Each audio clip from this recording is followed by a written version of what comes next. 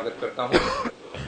नव वर्ष 2023 में माननीय मुख्यमंत्री जी की बहुत ही पहली ये प्रेस वार्ता है, तो आप सबको मैं सर्वप्रथम नव वर्ष की शुभकामनाएं भी देता हूँ और अब मैं माननीय मुख्यमंत्री महोदय से उनके उद्बोधन के लिए प्रार्थना करता हूँ। मित्रों, सबसे पहले तो मैं हमारे एक बहुत वरिष्ठ साथी परवाना जी वो हमको छोड़कर चले गए हैं और बहुत अच्छा लगता था जब हम सब बैठे होते थे, बिल्कुल हमेशा इसी कोने में यहाँ बैठते थे और कोई ना कोई उनका एक प्रश्न भी जो होता था उसमें कोई ना कुछ सार होता था। मिलनसार एक साथी अपने चले गए, उसके लिए मैं उनको श्रद्धांजलि अर्पित करता हूँ, प्रभु से प्रार्थना करता हूँ कि उनको अपने चरणों में स्थान दें। जैसा बताया कि इस वर्ष 2023 की अपनी ये पहली वार्ता है और इसमें जैसा हमको पता है कि पिछले 5 साल से हम लोग सुशासन दिवस के अवसर पर हर वर्ष का एक नाम रखते थे। पहला वर्ष हमने सुशासन वर्ष रखा, सुशासन संकल्प वर्ष रखा, सुशासन परिणाम वर्ष रखा, फिर अंत्योदय उत्थान वर्ष रखा और इस बार का जो 2023 का ये वर्ष है अंत्योदय आरोग्य वर्ष, इसका नाम दिया है। और हेतु यही है कि समाज का एक बहुत बड़ा वर्ग, संख्या में मैं कह सकता हूं कि लगभग 40% ऐसा वर्ग है जो अपने जीवन यापन को बड़ी कठिनाई से करता है, जिनको हम निम्न आय वर्ग कह सकते हैं, जिसको बीपीएल नाम से भी हम कहते हैं। हमने इस बीपीएल की जो परिभाषा है उसको थोड़ा बदला है। पहले ये बीपीएल वैसे तो कई पैरामीटर्स हैं, लेकिन एक पैरामीटर उसमें इनकम का होता है, वार्षिक आय, वो 1,20,000 रुपया होती थी। पिछले 2 वर्ष से इसको बढ़ाकर हमने 1,80,000 रुपया किया है। तो 1,20 तक तो ये संख्या 15 लाख के आसपास ही रहती थी, कभी थोड़ा आंकड़ा आगे पीछे हो जाता था, लेकिन उस समय तक हमारे पास कोई बहुत बड़ा प्रमाणित ऐसा आय का डाटा ये होता नहीं था। हमने जब से परिवार पहचान पत्र लागू किया तो उसमें उस परिवार की प्रमुख बातें जो एकत्र की, जिसका सत्यापन किया, वेरिफिकेशन हुआ, उसमें जैसे डेट ऑफ बर्थ है, जैसे उस व्यक्ति का व्यवसाय है, आयु के हिसाब से उसकी जो भी यानी उसका जो व्यस्तता रहती है, उसमें विद्यार्थी है तो विद्यार्थी अथवा व्यवसाय करता तो व्यवसाय, 60 वर्ष की आयु के बाद उसको सोशल जस्टिस के लाभ उसको मिले, इस प्रकार से ये सब बातें उसमें रहती थी। सत्यापन करने के बाद आय के हिसाब से अब जो ध्यान में आया है कि ये आंकड़ा हमारा बीपीएल का ये 29 लाख हो गया है। तो हमने 29 लाख लोगों की चिंता, जो आबादी का लगभग 40% बनता है, इसकी चिंता सबसे पहले की जाए। उसी का अधिकार मैं मान के चलता हूं कि सरकारी जितने भी रिसोर्सेज है, संसाधन हैं, उसके ऊपर पहला अधिकार उनका है। उनको मुख्य धारा में लाना, उनकी आय को बढ़ाना, जिसके कारण से प्रदेश की आर्थिक स्थिति अच्छी होगी, देश की आर्थिक स्थिति में भी बढ़ोतरी होगी, तो गरीब आदमी को लाभ पहुंचाने का हमारा एक संकल्प। और उसमें भी जैसा 5 चीजें हमेशा मैं चर्चा करता हूं, 5S, शिक्षा, स्वास्थ्य, सुरक्षा, स्वावलंबन और स्वाभिमान। तो इन 5 चीजों में उनको कैसे बूस्ट मिले। शिक्षा के नाते हम लोगों ने बहुत से विद्यालय पहले जो बढ़ाए थे, बढ़ाने के बाद शिक्षा का स्तर अच्छा करने के लिए बहुत से काम किए। अध्यापकों को भी ठीक भर्ती उसकी वहां होकर के शिक्षा अच्छी मिले, अध्यापकों की जो कमी है उसको हम पूरा कर रहे हैं, चाहे वो भर्ती के नाते, चाहे HKRN के नाते। नए प्रकार के स्कूल, संस्कृति मॉडल स्कूल, ये भी हम नए शुरू किए हैं। अगर कुछ गरीब बच्चे प्राइवेट स्कूलों में पढ़ना चाहते हैं तो उनकी चिराग योजना के अंतर्गत उनकी फीस देने की बात भी हमने शुरू की है। अभी पिछले 1 वर्ष से सब स्कूलों में डुअल डेस्क की व्यवस्था और वहाँ इंफ्रास्ट्रक्चर के नाते जो जो कमियां हैं वो सब पूरी कर रहे हैं। अब स्वास्थ्य के बारे में जो विचार करते हैं तो प्रधानमंत्री जी ने भी एक योजना जो आयुष्मान भारत तय की थी, जिसके अंतर्गत हर परिवार का 5 लाख रुपए तक का स्वास्थ्य बीमा ये किया गया, बहुत से लाभ उसका लोग लाभ उठा रहे थे, लेकिन उस संख्या को बढ़ाया गया है चिरायु योजना के नाम से, और ये संख्या 29 लाख परिवार अर्थात 1.25 करोड़ आबादी, उसको ये लाभ पूरा मिलेगा।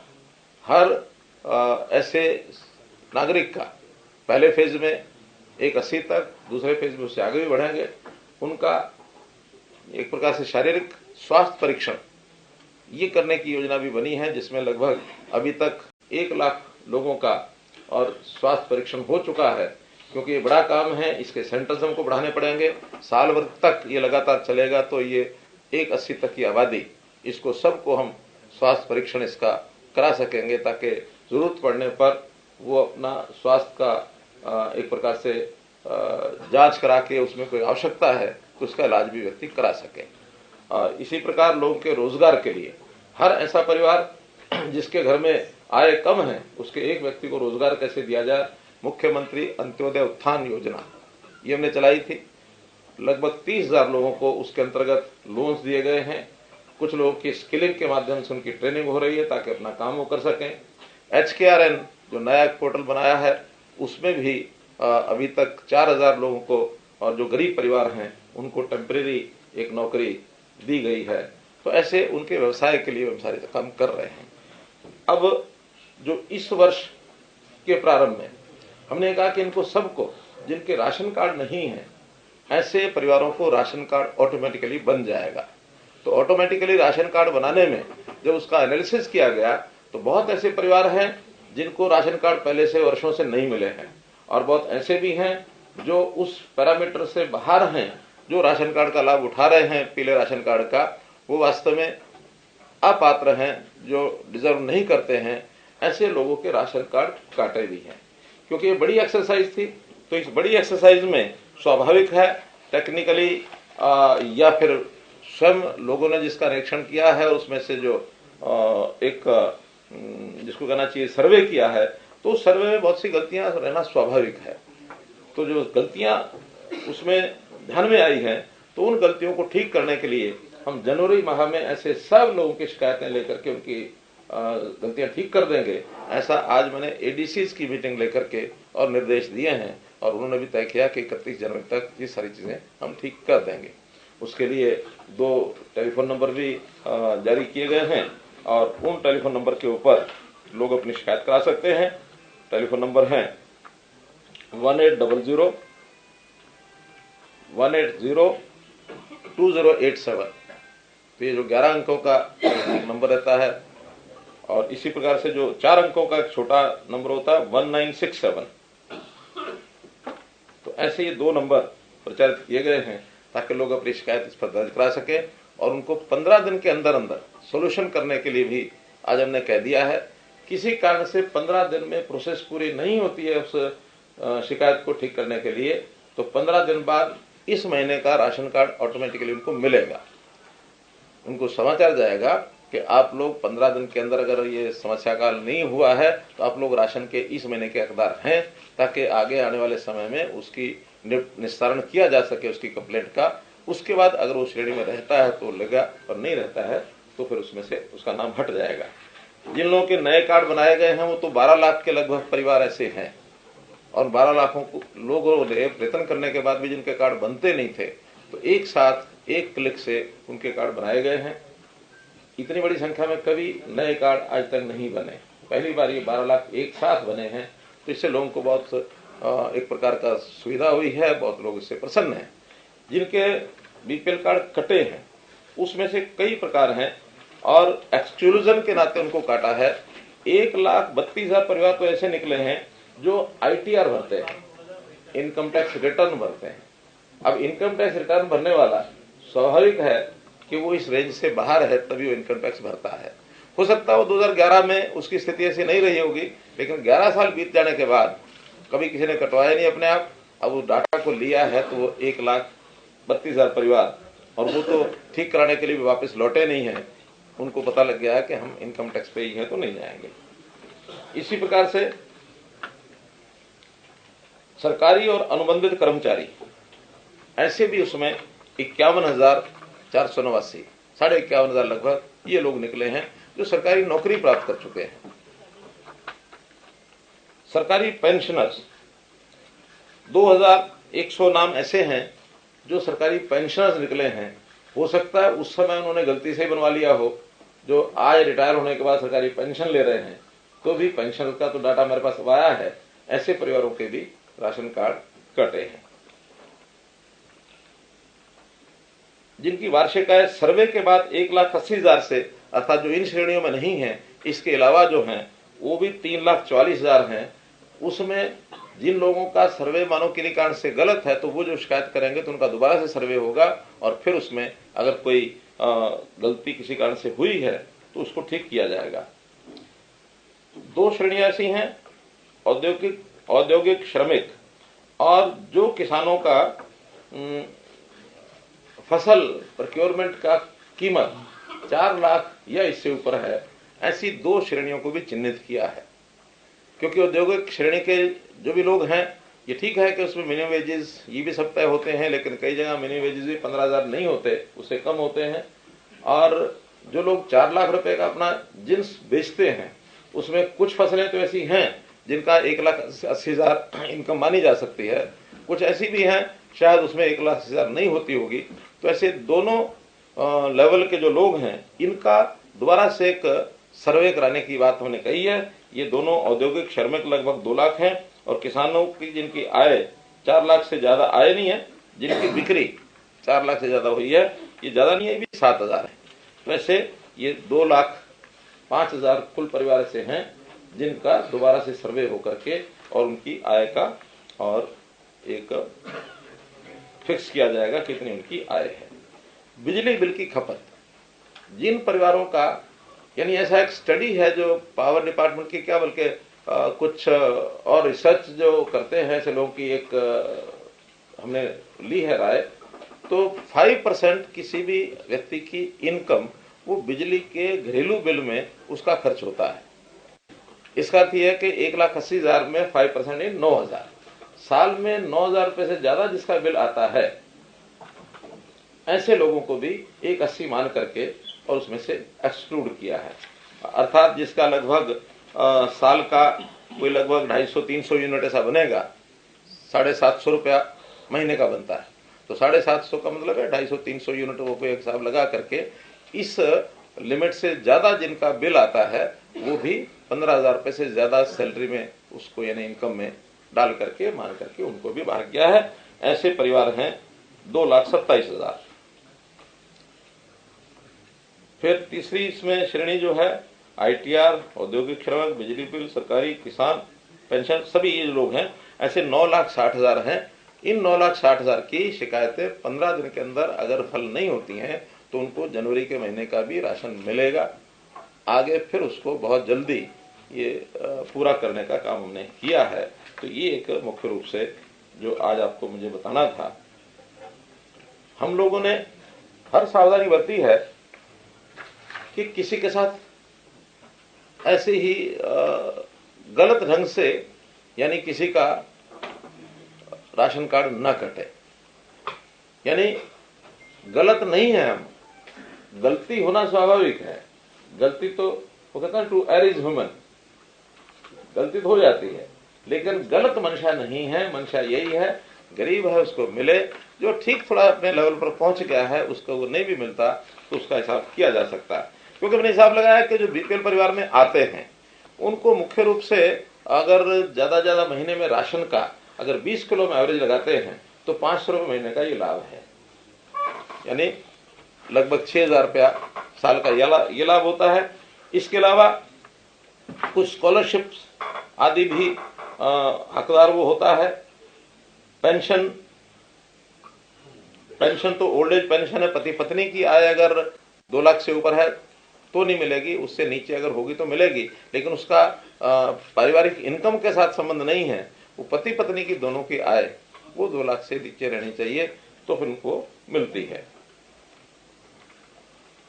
कभी कभी मकान बनाने के लिए भी किसी का मकान टूटता है तो उसको मरम्मत के लिए वो योजना भी एक इसमें मिलती है। लेकिन कैजुअल ऐसी कई तरह की सहायता है जो आवश्यकता पड़ने पर वो दी जाती है। जैसे चिरायु है, मानो ये योजना हमारी आयुष्मान है, ये भी 180 से नीचे है, लेकिन ये जरूरी नहीं कि हर किसी को लाभ होगा। इसका तो जब आवश्यकता पड़ेगी तब होगा। हाँ, सरकार जो है इसका एवरेज लगभग 1550 रुपया पर परिवार, इतना खर्च जो है वो इसमें आता है। अर्थात 29 लाख का अगर मैं हिसाब लगाऊं तो 100 रुपया लगता है तो 29 करोड़ हो गया, और 1500 रुपया है तो 15×3=45, 450, यानी 500 करोड़ के आसपास इसमें सरकार का खर्च ये आता है। तो हर परिवार के नाते से उसका हम 1550 रुपए के आसपास अभी भरते हैं। ये हर साल उसकी प्रीमियम जो है वो कैलकुलेट किया जाता है। अगले वर्ष में थोड़ा ज्यादा हो सकता है, लेकिन अभी लगभग हर परिवार के नाम से 1550 रुपया वो जा रहा है। तो मोटे रूप से सारे भी लाभ हम मिला लें तो ऐसा कोई लगभग 6000-7000 रुपया साल का, 8000 रुपया साल का, इतना ही लाभ परिवार को मिलता है। तो मैं हमेशा अपील करता हूं कि जो स्वयं पैसा अपना कमाने लग गया है और वो 180 से ऊपर पहुंच गया है, तो उसको ये 8000 रुपया छोड़ करके ऐसे आदमी को लाभ दिलाना चाहिए जो गरीब है, जिसकी आवश्यकता ज्यादा है। हम तो प्रार्थना करते हैं, हर किसी की इच्छा भी होती है मैं गरीब से अमीर कैसे बनूं, तो हर आदमी आगे बढ़े और इन योजनाओं का लाभ छोड़े, इसमें हर एक को संतोष करना चाहिए। ये एक अपील भी मैं इसके साथ साथ करता हूं, और इस अपील का असर भी लोगों पर होता है।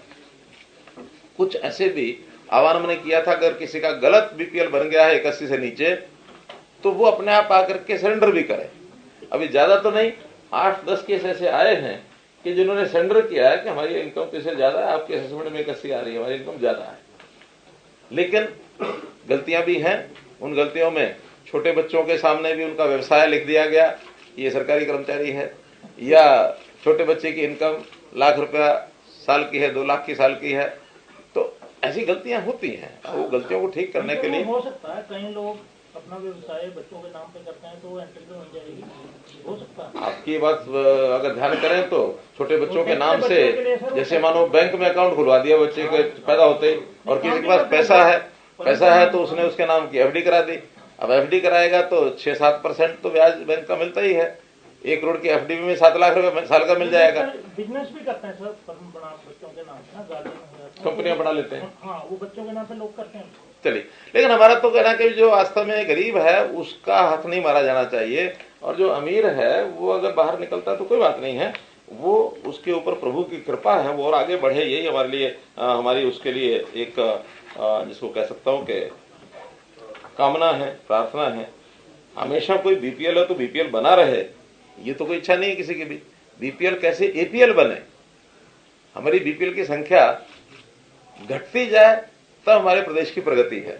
अगर बीपीएल की संख्या बढ़ जाए तो प्रदेश पीछे जा रहा है। हाँ, उसके कारण से हो सकता है जैसे 20 से 80 हमने किया है, अगर ज्यादा घटते तो हो सकता है लिमिट हमको बढ़ानी पड़ेगी, क्योंकि मैं समझता हूं कि 30 और 40% एक ऐसी संख्या होती है जिसकी मदद होनी ही चाहिए ताकि ऊपर वालों के साथ मिल जाए।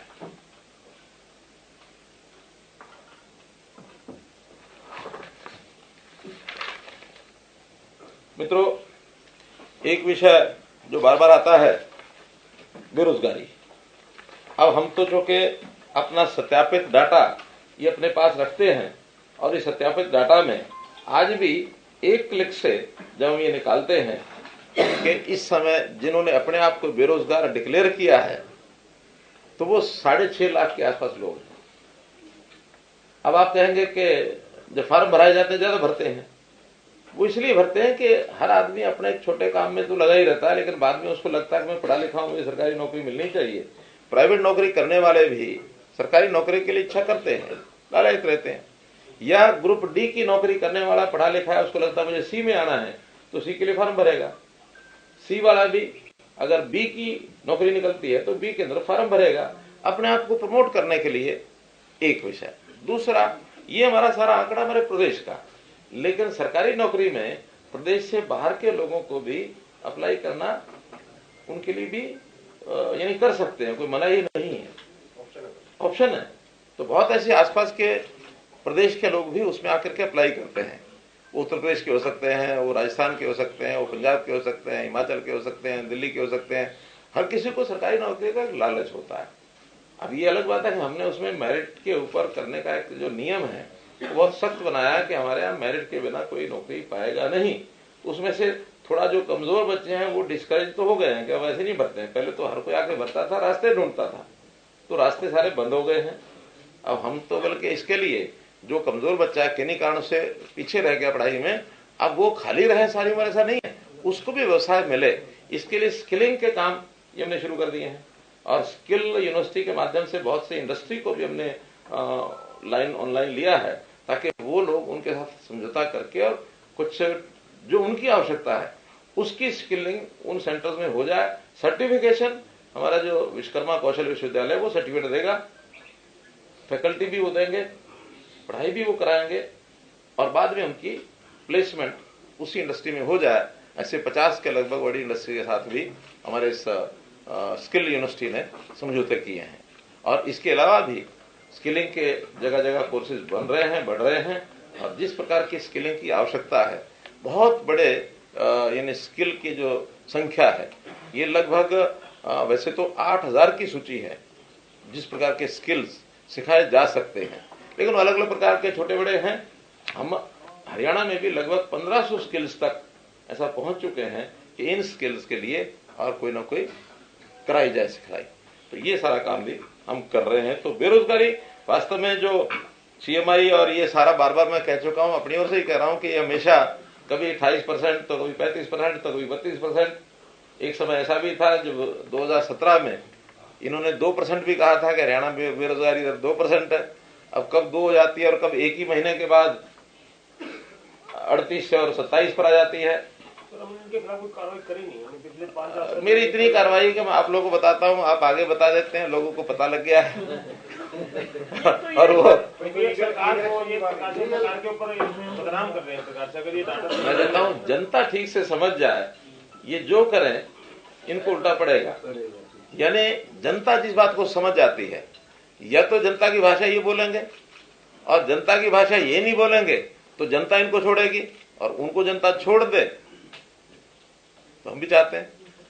विपक्ष की बात कर रहे हैं तो नहीं की कर रहा हूँ, नहीं CMI की बात भी हम आपके माध्यम से जनता को बताते हैं। और जनता अगर समझ जाए कि CMI वाला जो विषय है ये एक प्रकार का वो गलत बोलते हैं और हर बार बोलते हैं और बड़े बड़े नेताओं से बुलवाते हैं, तो ये जनता को समझना जरूरी है। ये कहां से उठाते हैं मालूम नहीं, लेकिन करते क्या, CMI का एक सैंपल 25-50 लोगों को मिल रही है, 25-50 लोगों को मिल रही है, और कोई भी कंपनी 25-50 लोगों को मिलेगी तो उनके सामने सबसे पहले कौन आएगा, जो घूम रहा है खाली। टेलीफोनिक सर्वे भी। अब वो किसी ऑफिस में जाके नहीं पता करेंगे, वो किसी खेत में जाके नहीं पता करेंगे, वो किसी दुकानदार पर जाकर नहीं पता करेंगे। पार्क में लोग घूम रहे वहां पूछ लिया, सड़क किनारे खड़े हैं वहां पूछ लिया। तो पार्क में घूमने वाले, सड़क किनारे खड़े होने वाले, मौज मस्ती करने वाले, पर हम लीगल कोई एक्शन नहीं, ये हरियाणा के साथ ही भेदभाव कर रहे हैं सर। जैसे गुजरात का उन्होंने 2-2.5%, गुजरात उत्तर प्रदेश का भी हमारा भी 2% बताया था, कुछ गड़बड़ कर रहे हैं, हमारा भी 2% का भी बताया था। लेकिन वो हो सकता है कोई अपेक्षाएं कहीं उनसे पूरी हो जाती हो, कहीं ना होती हो। 6.5 लाख, आज से 6 महीने पहले 6.5 लाख था। अब वो अदल बदल होती रहेगी, क्योंकि हर साल एक इसमें वृद्धि होती है। लगभग 4 लाख रोज नौजवान हर साल अपने जीवन को बढ़ाने के लिए अपनी एक आयु को पार करते हैं। हमारी जो जन्म दर है वो 4.5 लाख है। 18 वर्ष के बाद वो संख्या 4 लाख बढ़ जाती है। 4 लाख के बाद कुछ लोग ऐसे होते हैं जो अपने पैतृक व्यवसाय में चले जाते हैं, कुछ अपने प्राइवेट नौकरी में चले जाते हैं, कुछ सरकारी नौकरी में जाते हैं। ऐसे सबका कुछ स्किलिंग करके अपना अपना काम शुरू करते हैं। यानी अब देखिए एक आंकड़ा और बताता हूं आपको मैं, 2014 से लेकर इस समय तक जो प्राइवेट इंडस्ट्री है, खास करके MSME, 50,000 से ज्यादा इंडस्ट्री हमारी लगी है, और इसके अंदर जो टोटल रोजगार और स्वरोजगार 8 साल में 33 लाख और 6,000 लोग इनको रोजगार मिला है। अब ये 33 लाख 6,000 सारे एकदम फ्रेशर होंगे ऐसा नहीं है, हो सकता है इसमें से कुछ ऐसे भी हों एक जगह छोड़ के दूसरी जगह गए हों, उसमें छोड़ने वाला नहीं लिखा जाता, जो नया जुड़ जाता है वो है। उद्योग में 12.5 लाख है, स्टार्टअप इंडिया स्कीम में 4,000 है, स्टैंड अप इंडिया में 4,000 है, प्रधानमंत्री मुद्रा योजना में जिन्होंने लोन लिया है 16,85,000 लोग हैं। लोन लिया है तो काम के लिए लिया होगा, कोई घर के लिए तो नहीं लिया, तो इसलिए ये भी स्वरोजगार में आए हैं। प्रधानमंत्री स्वनिधि में 38,000 लोग, अब ये कौन है जो रेडी फड़ी खोमचे वाले, 38,000 वो लोग हैं। सक्षम युवा में 1,71,000 लोग। अब ये ठीक है, सक्षम युवा एकदम रोजगार नहीं है, लेकिन 100 घंटे का काम है, 6,500 या 9,000 रुपया 7,000 रुपया उनको मिलता है, तो इतने लोगों को वो भी काम मिला है। सक्षम सारथी योजना 78,000। अंत्योदय उत्थान मेले जो मैं बता रहा हूं कि अभी हमने जो मेले लगाए हैं 34,000 लोग वो हैं, उनको लोन अभी लेके दिया है। तो इस प्रकार से ये 33,000 लोग अगर 8 साल में लगे हैं तो 4 लाख हर साल हो गए। सरकारी नौकरी 1 ही लाख है, तो सरकारी नौकरी में तो 1-1.25 लाख से ज्यादा हो नहीं सकते। हर साल 20,000, 15,000, 20,000। हर किसी की अपेक्षा ये रहे कि हम सरकारी नौकरी प्राप्त करेंगे, दैट्स नॉट पॉसिबल। इसलिए बेरोजगारी का कोई आलम ऐसा हो कि सारे लोग यहाँ बेरोजगार दिखाने लग गए, इसलिए इस विषय को, जहां तक सरकारी नौकरियों का विषय है, जैसे हमने कॉमन पात्रता परीक्षा, कॉमन एलिजिबिलिटी टेस्ट, इसका प्रावधान किया था, वो ग्रुप सी का एग्जाम हो चुका है, उसका रिजल्ट आज कल में ही आने वाला है।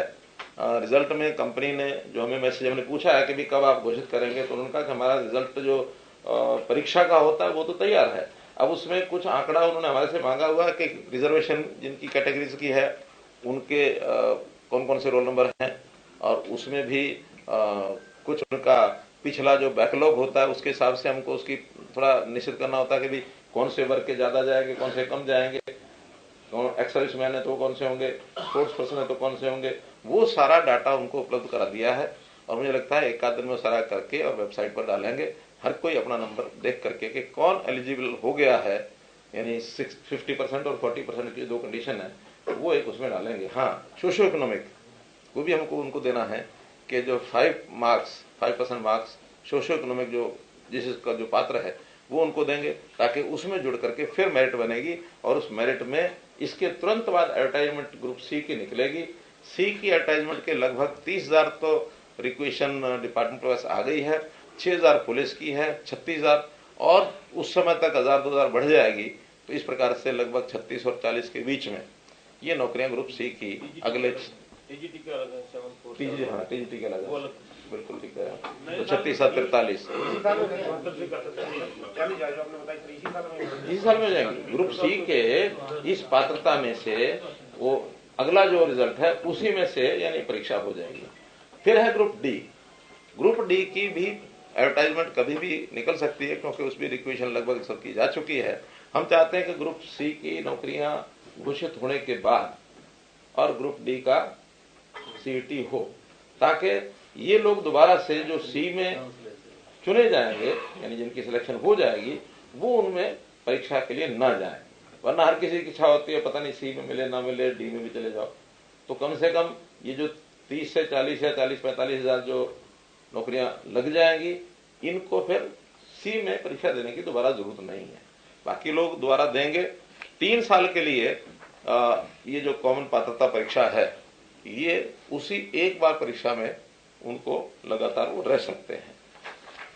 तो ग्रुप सी का भी तो होगा फिर हर साल होना, वो हर साल का होना, लेकिन इनका 1 साल होने के बाद इनकी मेरिट 3 साल तक लागू रहेगी। इम्प्रूव करने के लिए कर सकते हैं। तो इस साल भी होगा ना ग्रुप सी का? तो होगा ना, ग्रुप सी का इस साल फिर होगा, यानी पहले डी, इस साल वाला डी होगा, फिर सी होगा, अगले साल फिर डी होगा, फिर सी होगा। साल में कितनी हो जाएगी सर टोटल भर्तियां? मैंने बताया कि अभी जैसे ग्रुप सी की 42-43, डी की ज्यादा नहीं होंगी, 15-17-20 के आसपास होंगी। कारण क्या कि ग्रुप डी की हमने 18,000 2 साल पहले की थी, तो ये तो बैकलॉग कुछ ज्यादा हो जाता है। सी का बैकलॉग ज्यादा है, कुछ कोविड के कारण से, कुछ वैसे कारणों से। 4 साल पहले वैसे भी ओवरऑल ग्रुप सी में संख्या ज्यादा है एम्प्लॉइज की, ग्रुप डी में उतनी नहीं है। हाँ जी, वही तो मैंने बताया। 6.5 लाख कितने प्रतिशत बनता है? अब देखिए, इसको भी बड़ा एक मैजिक सा एक आंकड़ा आएगा। अब 6.5 लाख आप 18 साल और 60 साल के बीच की संख्या का अगर प्रतिशत निकालेंगे तो ये लगभग 6% बैठेगा, क्योंकि 1.25 करोड़ आबादी होती है। और अगर इसको 2.5 करोड़ से हिसाब से निकालेंगे, 3.25 करोड़ के हिसाब से, 2.5% तो 2.5% हो जाएगा, कम हो जाएगी परसेंटेज। लेकिन हम वास्तव में चाहते हैं कि 18 से 60 के बीच में ही निकाली जाए, क्योंकि जो वर्किंग एज ग्रुप जो होता है वो 18 से 60 ही होता है। तो 18 से 60 के बीच में अगर करेंगे तो ये लगभग 6% के आसपास बैठेगा। ये तो वो डाटा है जो पढ़ा हुआ है या नहीं पढ़ा हुआ, 18 से 60 के बीच में उसने अगर कुछ लिखा हुआ कि मैं रोजगार नहीं कर रहा हूँ तो वो ये डाटा है। हाँ, जो उसने लिखा मैं बेरोजगार हूँ, सेल्फ डिक्लेयर, क्या वो पढ़ा है या नहीं पढ़ा? हाँ, उसमें कुछ नहीं। एक विषय इसमें है कि जो हमारे टेंडरिंग है, यानी ई टेंडर व्यवस्था, और खास करके पंचायतों के इस विषय को लेकर के, और एक योजना जो हमने बनाई है, जो अभी जिसकी आज मैं घोषणा कर रहा हूं, ताकि वो आपके माध्यम से और सबको जानकारी मिल जाए। तो इसके अंदर हमने 2 प्रकार के काम पंचायतों के भी और नगर पालिकाओं के ये बनाए हैं कि एक काम तो उनकी अपनी जो इनकम है वर्ष भर की, जो बजट उनका अपना है उसका, और दूसरा है जो स्टेट का बजट होता है। तो जो उनका अपना बजट है वो एक निश्चित मात्रा में है, उसके अंदर state finance commission SFC, central finance commission CFC, साथ में फिर 1% उनको स्टाम्प ड्यूटी में से मिलता है, कुछ उनको बिजली का शुल्क मिलता है, और इस प्रकार के कुछ नहीं, एक्साइज का नहीं है। अब तो उनके को किराए की इनकम है, और क्या इनकम होती है, SFC CFC वो तो हो गया, SFC CFC। तो जो भी इनकम उनकी अपनी मानी जाती है, उसमें हमने तय किया है कि अब आगे से एडमिनिस्ट्रेटिव अप्रूवल वो जो संस्था का हेड है उसके लेवल पर उनकी मीटिंग में अपने आप करेंगे, स्टेट गवर्नमेंट उसमें हस्तक्षेप नहीं करेगी। यानी गांव का अगर पैसा है तो गांव का सरपंच अप्रूव करेगा, पंचायत समिति का है तो पंचायत समिति का चेयरमैन अप्रूव करेगा, और जिला परिषद का है तो जिला परिषद का चेयरमैन करेगा, with resolution of their body. यानी सरपंच पंचायत से पास कराएगा, पंचायत समिति पूरी है वो उसको पास करेगी तो अप्रूवल देंगे, और जिला परिषद की जो बॉडी है वो रेजोल्यूशन पास करेगी और अप्रूवल जिला परिषद का चेयरमैन देगा। अप्रूवल के लिए अब स्टेट में कहीं नहीं आएगा। पहले ये डायरेक्टर के पास आते थे, सेक्रेटरी के पास आते थे, कुछ जगह पर मंत्री भी उसको अप्रूव करते थे, हमने उसको सारे को छोड़ दिया। तो बहुत बड़ी एक राहत डिसेंट्रलाइजेशन की तरफ हम आगे बढ़ रहे हैं। होगा नहीं होगा, सुनो, अभी तो अप्रूवल बताया मैंने, अभी अप्रूवल बताया, वो बता रहा हूं सारा, अभी अप्रूवल बताया। अप्रूवल जितनी भी राशि है उस सारे का अप्रूवल, छोटा काम बड़ा काम वहां की बॉडी अपने आप करेगी, हाँ वो करेगा। अब इसके बाद विषय आता है कि उसका एडमिनिस्ट्रेटिव अप्रूवल तो ये हो ही गया, फिर है इसका टेक्निकल अप्रूवल। टेक्निकल अप्रूवल में इसके स्लैब्स बनाए हैं। 2 लाख रुपए तक टेक्निकल अप्रूवल जूनियर इंजीनियर दे देगा, और कोई उसके लिए टेंडर नहीं होगा। जेई जो है उसको अप्रूव कर देगा कि हाँ ये काम है, 2 लाख के अंदर 1 लाख का है, 1.5 का है, जितना भी है वो सरपंच और जेई वो मिलकर के वो अपने आप करेंगे। एडमिनिस्ट्रेटिव तौर पर सरपंच के साथ इस काम में पंचायत ग्राम सचिव वो भी रहेगा, क्योंकि ग्राम सचिव का काम भी गांव के ही लेवल पर होता है, सरपंच के लेवल पर होता है। एक प्रकार का गांव का चीफ सेक्रेटरी ग्राम सचिव होता है।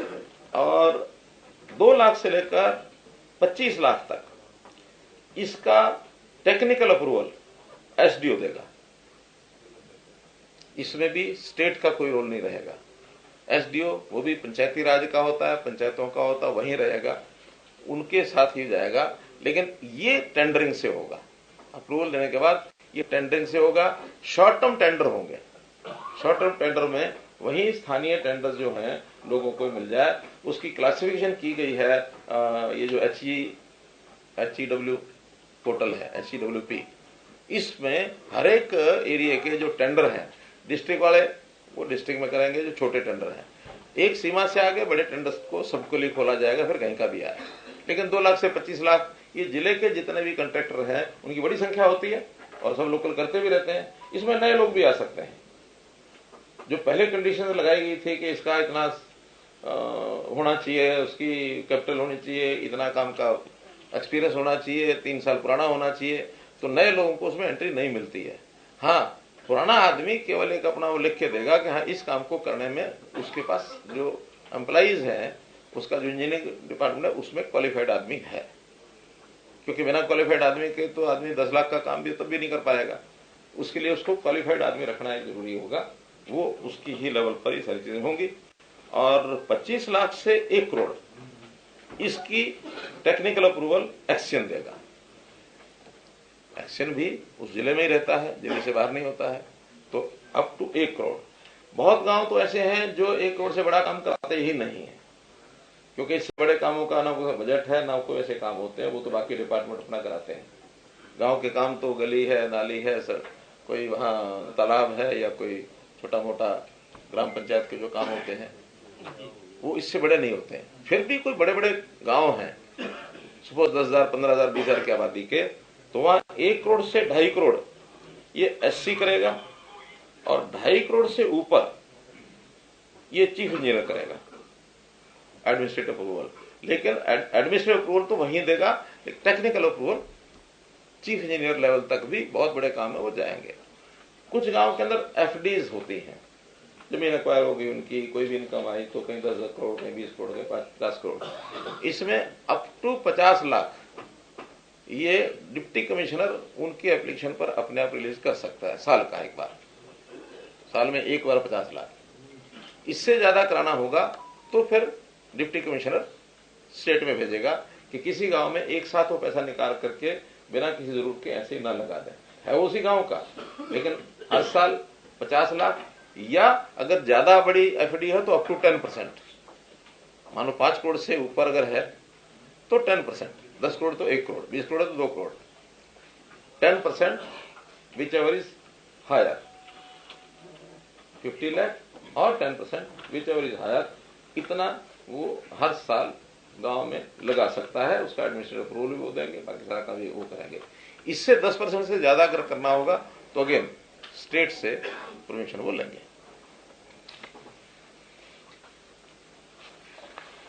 तो ये मोटे रूप से जो हमने छूट दी है। हाँ, जो स्टेट के बजट से चीजें जाएंगी उसके लिए 25 लाख रुपए से छोटे काम, उनकी यदि आवश्यकता होगी गांव में, वो पैसा हम गांव को भेज देंगे, या जिला परिषद पंचायत समिति उनकी डिमांड आती है 25 लाख से कम का अगर काम है तो उनको दे देंगे। सपोज बजट अपना कम हो गया किसी का, उनको लगता है कि हमें 10 लाख की और काम की जरूरत है, स्टेट से दिया जाए, तो हम स्टेट फंड से करा देंगे।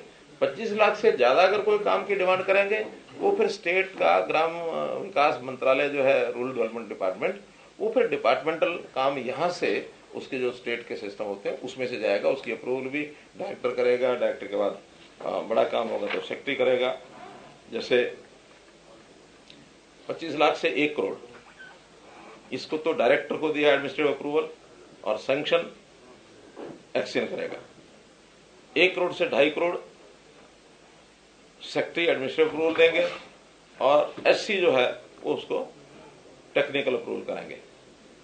और 2.5 करोड़ से ऊपर, 2.5 करोड़ से 10 करोड़ तक मिनिस्टर जो है वो एडमिनिस्ट्रेटिव अप्रूवल देंगे और चीफ इंजीनियर जो है उसकी टेक्निकल सैंक्शन देंगे। 10 करोड़ से ऊपर इन्होंने अधिकार दिया है चीफ मिनिस्टर को कि 10 करोड़ से ऊपर ग्रामीण क्षेत्र का कोई भी काम ऐसा कराना होगा तो उसका administrative approval chief minister office से जाएगा और टेक्निकल अप्रूवल वही चीफ इंजीनियर या ईआईसी नहीं बल्कि चीफ इंजीनियर, ईआईसी तो अगेन एडमिनिस्ट्रेटिव, हाँ, तो चीफ इंजीनियर वो देगा। तो ये सारा एक सिस्टम सेट किया है जिसके अंदर मुझे नहीं लगता कि किसी को कोई दिक्कत कठिनाई आएगी। बहुत डिसेंट्रलाइज को हमने जो सब 25 कह रहे हैं कि 2 लाख से ऊपर का जो 5 या 20 लाख तो पहले होता था वो बिना टेंडर के काम करने की अनुमति दी जाए, वो नहीं होगा। देखिए, मैंने बताया ना, हम चाहते हैं ट्रांसपेरेंट सिस्टम हो, उनको कठिनाई ना आए। उनका एक ही शिकायत रहती है कि अगर स्टेट से होके आता तो लंबा समय लग जाता है, स्टेट्स में फाइल जाती है, वो फाइल पड़ी रहती है, उनको चंडीगढ़ चक्कर काटना पड़ता है। हमने जब एडमिनिस्ट्रेटिव अप्रूवल उनको दे दिया और जब जो काम 6-6 महीने में फाइल नहीं निकलती थी, अपना 1 महीने में काम कराओ, निकालो, उनकी जिम्मेदारी है। हाँ, ऑडिट सब चीजों का होगा, ऑडिट का सिस्टम तो हर एक उसमें रहता है, उसमें गलत ना हो। फिर गांव की जो वहां की उनकी पंचायत है, ज्यादा से ज्यादा हम ग्राम सभा का भी कुछ सोच सकते हैं बाद में कि भी यहाँ ग्राम सभा के सामने विषय रखें जो काम कराने हैं, ट्रांसपेरेंसी और स्पीडी काम हो, क्वालिटी अच्छी हो। जो मंत्री बोल रहे हैं कि बहुत सारे सरपंच के खिलाफ कहते हैं इस टाइप की, अगर मैंने फाइलें दबा दी, अगर फाइलें खोदी तो बहुत सारे लोगों को दिक्कत मैं तो आगे का विषय बता रहा हूँ, पिछला विषय ना मैंने देखा है और ना मैंने कोई उस पर कमेंट किया है। मेरा तो इतना कहना है कि हम चीजों को आगे ठीक करने के लिए सारे सिस्टम बना रहे हैं, उनमें आगे ऐसी चीजें ना हो, ये हमारा हेतु है। ठीक है ना, पीछे क्या होगा, कितना होगा, शिकायत मिलेगी, किसके द्वारा कराएंगे, वो विषय डिपार्टमेंटल है, वो डिपार्टमेंट का या एडमिनिस्ट्रेशन का काम होता है, वो देखेंगे उसको क्या करना क्या नहीं करना। आगे सिस्टम बनाना हमारा काम है, हमने उसका सिस्टम बना दिया। तो मित्रों, आज के विषय में मेरे ध्यान में जो विषय थे वो यही थे, और इस संदर्भ में यानी परिवार पहचान पत्र, उसमें राशन कार्ड, उसमें पेंशन, उसमें ये विषय, और साथ में ये जो पंचायती सिस्टम जो सारे बताए हैं, इसी पैटर्न पर लगभग शहरों का भी ऐसे ही है। उसमें भी स्लैब्स यही हैं, लेकिन जितना पैसा उन शहरों का होगा वो सारा वही होगा। हम साल में 7% पैसा आबादी के हिसाब से गांव को, शहर को, जो हमारा सेल्फ ओन्ड वो जो रेवेन्यू है, स्टेट रेवेन्यू, उसका 7% वो उनको ज्यादा दे देते हैं। 2% उसमें से रिजर्व रखते हैं बाद में 9% तक, ताकि 2% जो अलग से सहायता जिस भी किसी कमजोर इकाई को पड़ती है उसको हम दे सकें, ये 2% का पैसा स्टेट में रखते हैं। परिवार पहचान पत्र में जो करेक्शन के है, ये लास्ट डेट आपने कहाँ रखी है, कितना टाइम? देखिए, परिवार पहचान पत्र जो है वो डायनामिक प्रक्रिया है, क्योंकि इसमें अभी भी लगभग मैं समझता हूँ 50,000 से 50 लाख से 50,000 से 1 लाख तक ऐसे परिवार होंगे जिन्होंने आज भी लगता है कि परिवार पहचान पत्र बनवाए नहीं है। बहुत इस लेवल पर लोग पहुंच जाते होंगे, तो हमें सरकार से कुछ चाहिए नहीं, हम क्यों बनवाएंगे, बाध्य हमने किया नहीं है। हम कर तो सकते हैं लेकिन हमने नहीं किया। अभी जिसको जरूरत है बनवाएगा, जिसकी कोई सरकार की छोटी मोटी भी सहायता उसको चाहिए तो हम उसका परिवार पहचान पत्र पूछ लेते हैं। नौकरी के लिए अप्लाई करेगा तो पूछते हैं, मीटर लगवाएगा तो पूछते हैं, रजिस्ट्री कराएगा तो पूछते हैं, ताकि ट्रैक किया जा सके। सर, ये जो 1,80,000 की आमदनी है लंबे समय से चल रही है, आपको नहीं लगता, मतलब मैं आपकी राय भी जानना चाहता हूँ, इसकी जो लिमिट है वो बढ़नी चाहिए? देखिए, पहली बात तो ये है कि ये बाकी स्टेट से काफी ज्यादा है। अभी हमें नहीं ध्यान में आया, किसी स्टेट ने नहीं ध्यान करा कि 1,20 से ऊपर किसी ने किया है। Haryana is the only and first state जो 1,80 तक गए हैं।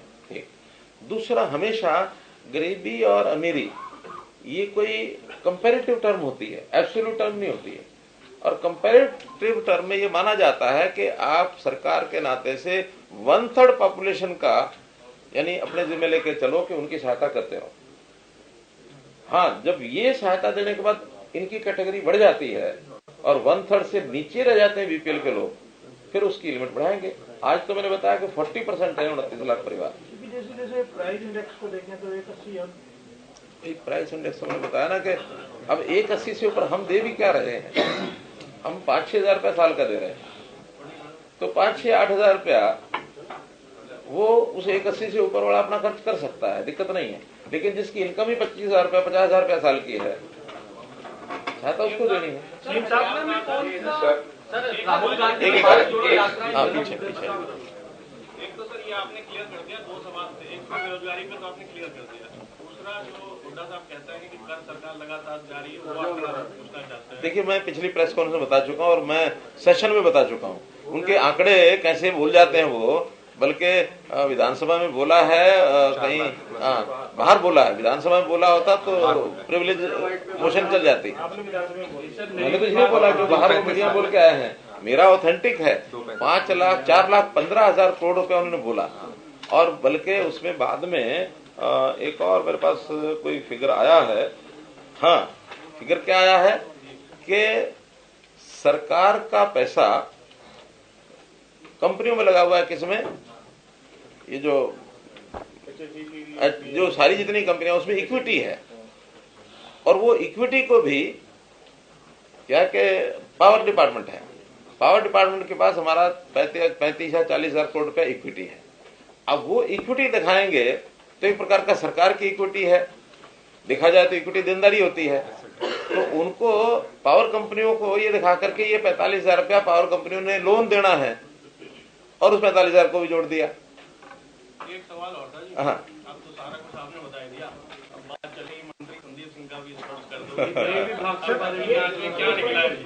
राशन कार्ड वाले रह गए 2,60,000 एक ये मेरी बात, आप फिर इधर से वेट कर रहे हैं आप। अच्छा क्यों अभी तो की बात सुन लो सुन लेते हैं। सर। ये है, दो चीजें हैं जिस तरह से आरोप लगते आ रहे हैं माननीय मंत्री, और जिस तरह ऐसी सिचुएशंस के अंदर अक्सर सरकार का स्टैंड क्या रहता है कि शुरू में तो सिर्फ एक FIR थी, अभी 2 दिन पहले एक ऐसा सेक्शन ऐड कर दिया विच इज रियली 509 ऐड किया है, that is outraging the modesty of the bill. So since you are heading the state, since you are heading the cabinet, is your belief? I am heading, not hiding.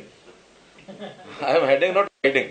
नहीं sir, that's what I, because you are so transparent in your. इसीलिए कह रहा हूँ।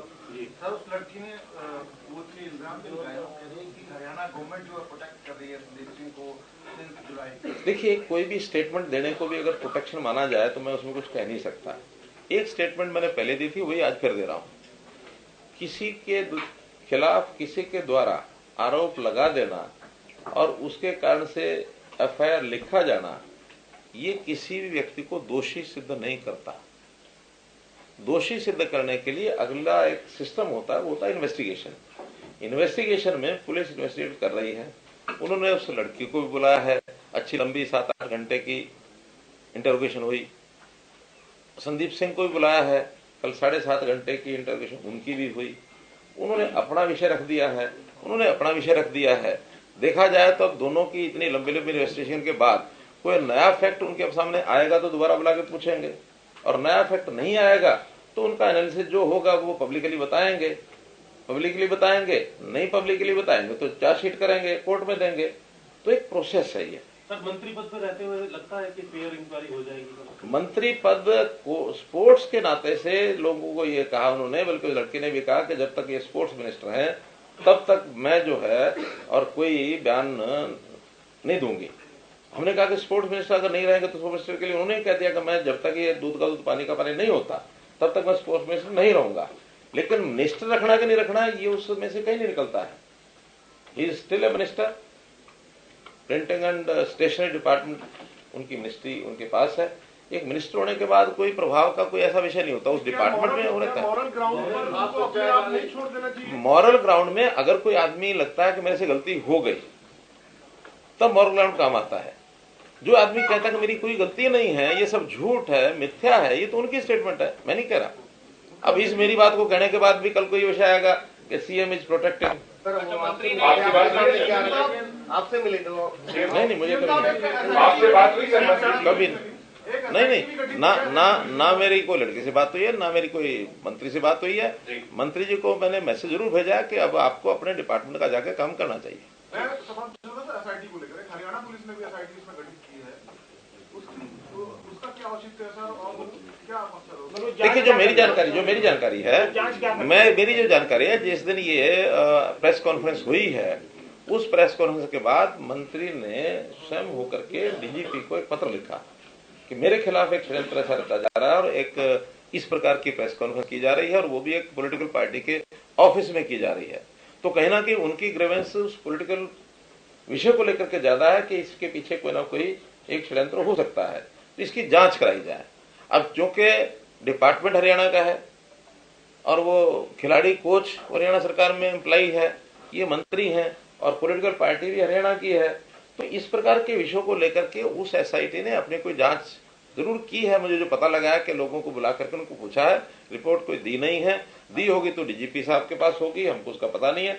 लेकिन वो भी जांच करना मुझे लगता है कि जिस प्रकार का विषय सारा खड़ा हुआ है वो आवश्यक इसलिए है, ये चीजें कनेक्टेड हैं हरियाणा से, और जो हरियाणा से कनेक्टेड चीजें हैं, क्योंकि पुलिस, चंडीगढ़ पुलिस इस जो कंप्लेंट हुई है उससे बाहर जाकर कुछ नहीं करने वाली, लेकिन इसकी अतिरिक्त जो चीजें हैं वो हरियाणा पुलिस करेगी और वो करके जो रिपोर्ट देंगे सब देखेंगे।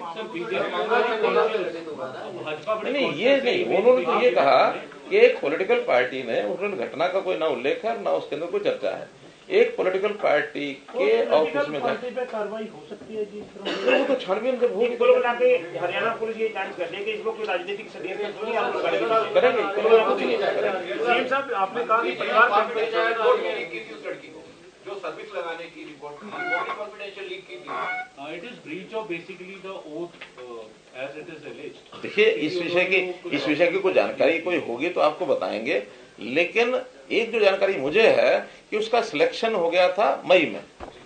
अब मई में एक सिलेक्शन हो जाता है और सिलेक्शन कोई परीक्षा के आधार पर नहीं हुआ, परीक्षा के आधार पर नहीं हुआ। परीक्षा में तो होता है कि नंबर क्यों बता दिए, सिलेक्शन अभी फाइनल हुआ नहीं हुआ। जिन लोगों के पास ये सर्टिफिकेट्स हैं, ये जो एक्स्ट्रा आउटस्टैंडिंग स्पोर्ट्स बन सका, उनको नौकरी गारंटेड है।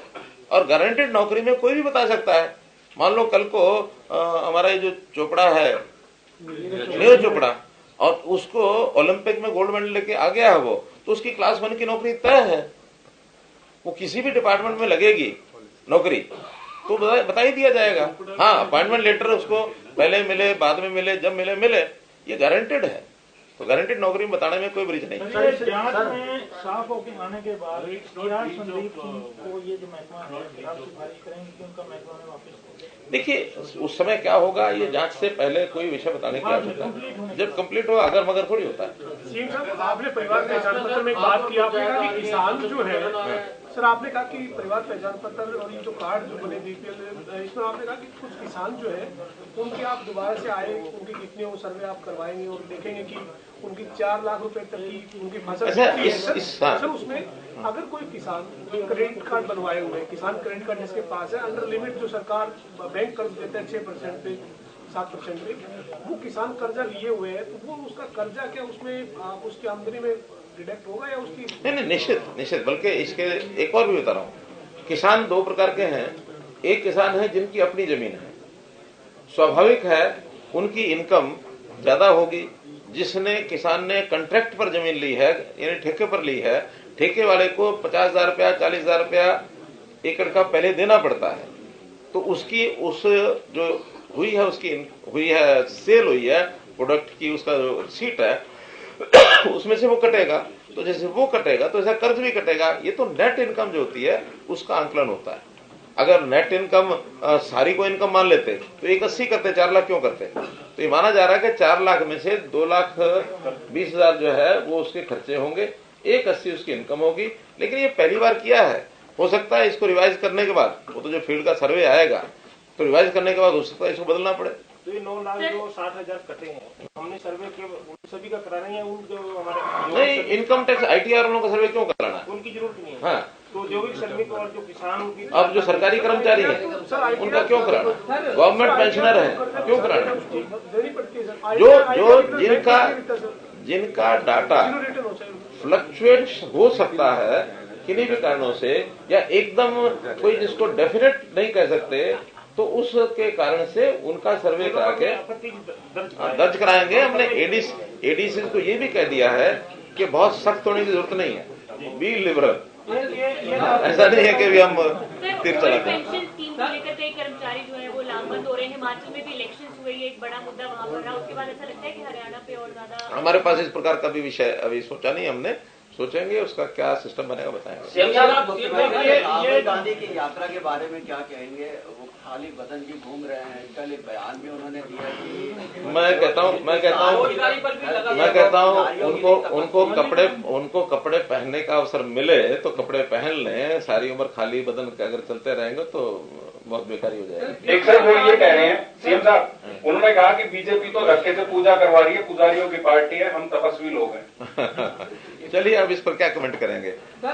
आखिर हर एक काम के लिए, हर एक वर्ग के लिए हमको ध्यान रखना होता है, चाहे वो तपस्वी हो चाहे पुजारी हो। अगर पूजा करने तो ये भी गए थे कुरुक्षेत्र में परसों, कल ही गए थे, कल पूजा करने गए थे ना। बीपीएल कार्ड कटने का जो आपने डाटा दिया है, इसमें कौन सा ऐसा जिला है जिसमें सबसे ज्यादा बीपीएल कार्ड कटा?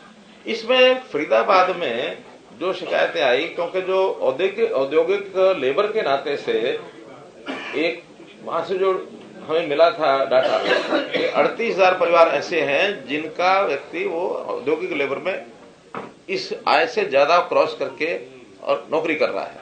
वहां से जो खबर मिली है कि बहुत लोग ऐसे हैं कि साल भर पहले वो नौकरी में थे, बाद में सरकारी प्राइवेट नौकरी तो जब मर्जी आए निकाल दें, जब मर्जी आए रख लें, उनके ऊपर वो बंधन तो है नहीं, तो इसलिए काफी लोग उसमें से नौकरी में अब नहीं है। तो हमने मेरे स्वयं डिप्टी कमिश्नर से बात की, ये सब 38,000 परिवारों का किस किस इंडस्ट्री में काम करते थे, आज काम करते हैं कि नहीं करते हैं, और इनकी सैलरी क्या है, उसका वो सारा अगले 7 दिन के अंदर उसका डाटा। अब SYL पे क्योंकि मीटिंग होगी है, केंद्र सरकार ने मीटिंग कर लिया, दोनों मुख्यमंत्री की आपकी भी होगी है, केंद्र सरकार की होगी। अब हमारा SYL का केस सुप्रीम कोर्ट में है। अब क्योंकि हम तो एग्जीक्यूशन की बात शुरू से ही कर रहे हैं कि SYL दहर बनाई जाएगी। अब सारी बातें आपने सुननी है, क्या है हमारा, जो पंजाब की बात भी सुननी, उसके बावजूद हमारा क्या स्टैंड है? देखिए, वो सारा विषय सुप्रीम कोर्ट के निर्देश के हिसाब से हो रहा था। सुप्रीम कोर्ट ने सुनते सुनते बीच में ये कहा कि विषय अगर आप लोग आपस में कोई सहमति कंसेंसस बना करके इसका कोई रास्ता निकाल सकते हैं, तो उन्होंने 4 महीने का समय दिया था, और उस 4 महीने के समय में बैठकें हुई हैं, तो उन बैठकों में कोई सहमति बनी नहीं है। बल्कि जो सुप्रीम कोर्ट ने जो हमें एक काम दिया था, जो उसका जिसको कहना चाहिए उसका हेडिंग ये था कि सीए नहर कैसे बने, इस पर कोई ना कोई सहमति बना के आओ, कंसेंसस बना के आओ। उनका कहना है कि अभी तो पानी का बंटवारा करो, नहर बनाने के मुद्दे पर, इशू पर ही नहीं है, तो जब इशू के ऊपर ही नहीं चढ़ रहे तो फिर सहमति बनने का तो विषय नहीं है। अल्टीमेटली अब सुप्रीम कोर्ट की 19 जनवरी को डेट है, उस दिन हम सब बातें बताएंगे और कहेंगे इसको एग्जीक्यूशन कराने के लिए निर्देश। बहुत बहुत धन्यवाद।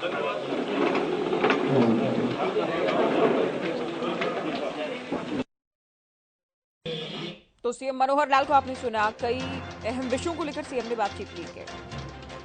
ग्रुप सी में 30,000 भर्तियां होंगी, सीएम ने जानकारी दी। 6,000 पुलिसकर्मियों की भी भर्ती की जाएंगी। तो युवाओं को लेकर खास तौर पर काफी बात की गई है, और 3 साल के लिए कॉमन पात्रता परीक्षा की मान्यता रहेगी। ग्रुप डी में 15 से 17,000 भर्तियां की जाएंगी। तो पीपीपी से जुड़ी अहम जानकारियां सीएम की ओर से शेयर की गई हैं।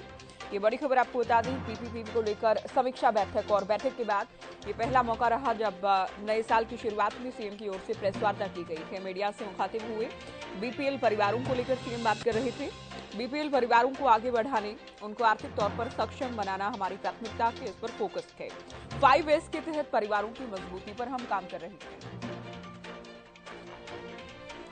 तो बड़ी खबर आपको बता दें, सरकार ने बीपीएल परिवारों के पैरामीटर को बदला है। आर्थिक आय का आधार सालाना 1,80,000 रुपए इन परिवारों का किया है। परिवार पहचान पत्र के जरिए आय का सत्यापन किया जा रहा है। पारदर्शिता के साथ सरकार काम कर रही है। बीपीएल का आंकड़ा प्रदेश में 29 लाख हो गया है, और गरीब व्यक्ति को लाभ पहुंचाना सरकार का संकल्प है, सरकार की प्राथमिकता है। सरकार ने 5S, जिसमें सीएम स्वास्थ्य, शिक्षा, स्वावलंबन की बात कर रहे थे, और स्कूलों को लेकर भी सीएम ने बात की है। आयुष्मान योजना को लेकर सीएम ने कहा कि हमने दायरा बढ़ाया कि योजना का। तो संदीप सिंह को लेकर भी, चूंकि पत्रकारों ने उनसे सवाल पूछा, तो कहा कि आरोप लगने से कोई दोषी नहीं हो जाता, मामले की जांच जारी है। संदीप सिंह मामले को लेकर पहले भी सीएम प्रतिक्रिया दे चुके हैं। आज उनकी मीडिया ने उनसे सवाल पूछा तो कहा गया कि पुलिस अपना काम कर रही है, एलिगेशन लगे हैं, लेकिन केवल आरोप भर लग जाने से कोई दोषी नहीं हो जाता है। वो अपना खेल विभाग छोड़ चुके हैं। वो अभी मंत्री हैं, लेकिन उनके पास कोई विभाग नहीं है। तो मंत्रिमंडल में तो हैं संदीप सिंह, लेकिन उनके पास कोई विभाग नहीं है। आरोप लगे हैं, जांच जारी है, निष्पक्षता से जांच होगी, ये दावा भी सीएम की ओर से एक बार फिर से किया गया। तो बड़ी खबर आपको बता दें, बीजेपी को लेकर हुई बैठक के बाद नए साल में सीएम की पहली प्रेस वार्ता। सीएम ने कई अहम विषयों को लेकर बात की है। अलग अलग विभागों से जुड़ी योजनाओं को लेकर सीएम ने विस्तार से जानकारी दी है।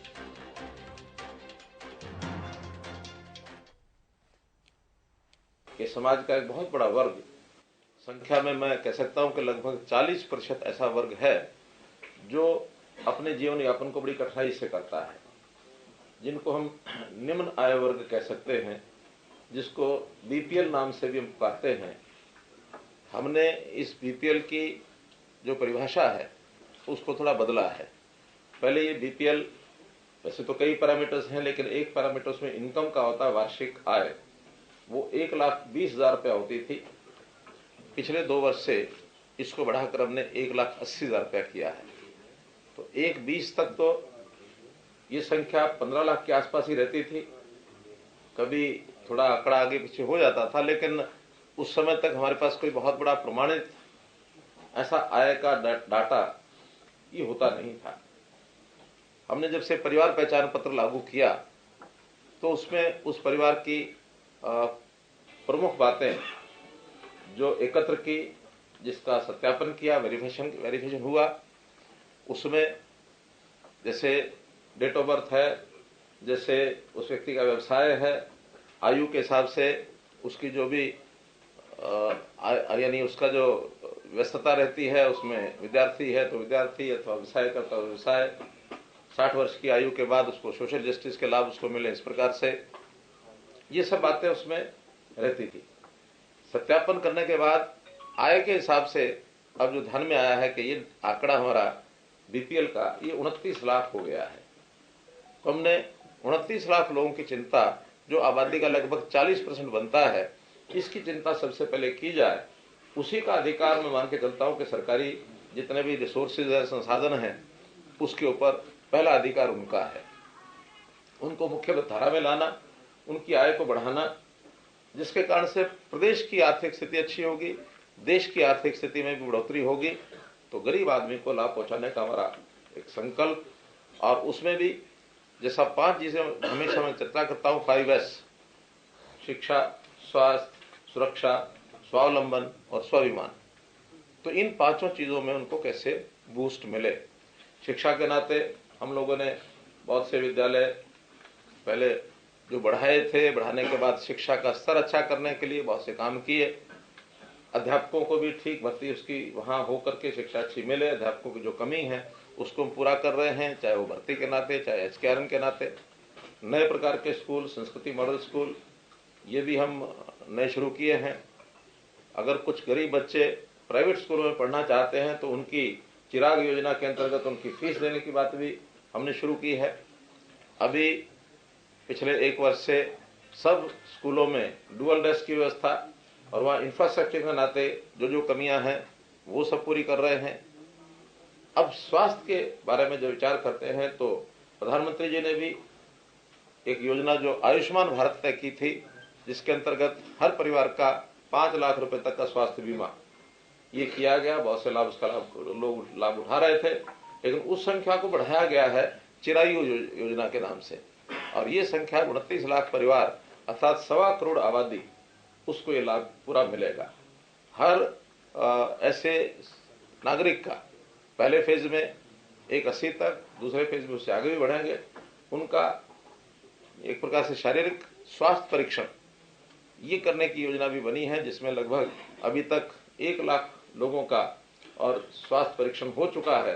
क्योंकि ये बड़ा काम है, इसके सेंटर्स हमको बढ़ाने पड़ेंगे, साल भर तक ये लगातार चलेगा, तो ये 180 तक की आबादी, इसको सबको हम स्वास्थ्य परीक्षण इसका करा सकेंगे, ताकि जरूरत पड़ने पर वो अपना स्वास्थ्य का एक प्रकार से जांच करा के उसमें कोई आवश्यकता है तो उसका इलाज भी व्यक्ति करा सके।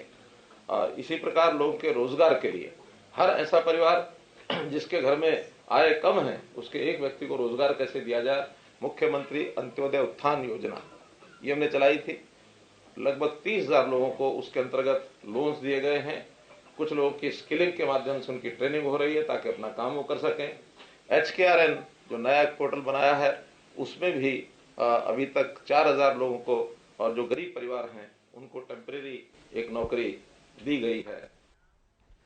तो सीएम का आपने सुना, सीएम ने पत्रकार वार्ता की और कई अहम विषयों को लेकर सीएम जानकारी दे रहे थे। फिलहाल बुलेटिन में इतना ही। नमस्कार।